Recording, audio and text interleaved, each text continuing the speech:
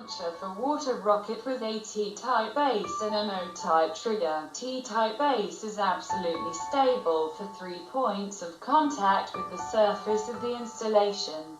Valve for connecting the pump may be located in different embodiments, depending on the configuration. Base. The valve allows for the connection of the pump, if necessary, to relieve pressure in the system. A trigger connected to the base of 1/2 inch thread. Metal thread coated makes the connection secure and impervious to corrosion. The sealing rubber ring makes the connections tight. The launcher tube is made of high-strength PVC pipe reinforced with fiberglass. Latch fasteners allow to establish designers on the lawn. So for example, and on a wooden surface with screws, the design allows you to tilt the launcher and install the water rocket without water loss.